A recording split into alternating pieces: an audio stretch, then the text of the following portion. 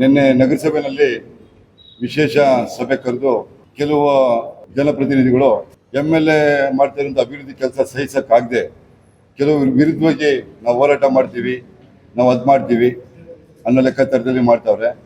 ಯಾರೂ ಸಹ ಹೋಗಿ ನಗರಸಭೆಯಲ್ಲಿ ಅರ್ಜಿ ಕೊಡದಿರೋ ನೀವೇ ಬನ್ನಿ ಅರ್ಜಿ ಕೊಡಿ, ನಾವು ಒಳ್ಳೆ ಅಭಿವೃದ್ಧಿ ವಿಚಾರದಲ್ಲಿ, ಪಾರ್ಕ್ ಅಭಿವೃದ್ಧಿ ವಿಚಾರದಲ್ಲಿ ಮಸೀದಿ ಹೊಡೆದ್ಬಿಡ್ತಾರೆ, ದರ್ಗಾ ಹೊಡೆದ್ಬಿಡ್ತಾರೆ, ಈಶ್ವರನ ದೇವಸ್ಥಾನ ಹೊಡೆದ್ಬಿಡ್ತಾರೆ ಅಂತ ಗೊಂದಲ ಸೃಷ್ಟಿ ಮಾಡ್ತಾವ್ರೆ.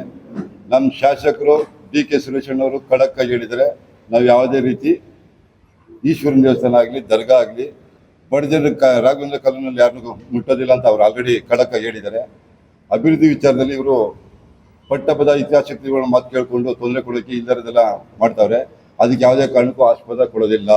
ಅದಕ್ಕಿಂತ ಹೆಚ್ಚಾಗಿ ನಮ್ಮ MLA ಅವರು 40 ವರ್ಷಗಳಿಂದ ಆಗದೇ ಇರೋಂಥ ಕೆಲಸನ, ಕೆಂಗಲ್ ಹನುಮಂತಯ್ಯನ ಕಾಲದಲ್ಲಿ ಆಗ್ತಾ ಇರೋಂಥ ಕೆಲಸನ ಇವತ್ತು ಅವರು ಕಾರ್ಯಗತ ತಂದು ಕೆರೆ ತುಂಬಿಸೋ ಕೆಲಸ ಮಾಡಿದ್ದಾರೆ. ಮಂಚಿನ ಮೇಲೆ 35 ವರ್ಷ ಆಗಿತ್ತು, ಚಾನಲಲ್ಲಿ ನೀರು ಬರಿಕೆ ಅವ್ರು ಆಲ್ರೆಡಿ ಮಾಡಿದ್ದಾರೆ.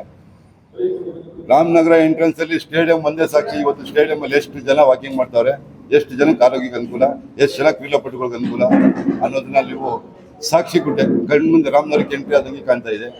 ಹಲವಾರು ಅಭಿವೃದ್ಧಿ ಕೆಲಸಗಳನ್ನ ಇವ್ರ ಕೈಲಿ ಸಹಿಸ್ಕೊಳಕ್ಕಾಗ್ತಾಯಿಲ್ಲ. ಸುಮಾರು 150 ಎಕರೆ ಜಾಗನ, ಸರ್ಕಾರಿ ಜಾಗನ ನೋಡಿ ಬಡವರಿಗೆ ಸೈಟ್ ಕೊಡಲೇಬೇಕು ಅನ್ನೋ ಲೆಕ್ಕಾಚಾರದಲ್ಲಿ 7-8 ಸಾವಿರ ಸೈಟ್ ಕೊಡೋಕ್ಕೆ ಎಲ್ಲ ಸಿದ್ಧತೆ ಮಾಡಿದ್ದಾರೆ. ಅದು ಶೀಘ್ರದಲ್ಲೇ ಮಾಡ್ತಾರೆ. ಕುಡಿಯೋ ನೀರಿನ ವಿಚಾರದಲ್ಲಿ ಅತಿ ಹೆಚ್ಚು ಜವಾಬ್ದಾರಿ ತಗೊಂಡವ್ರೆ.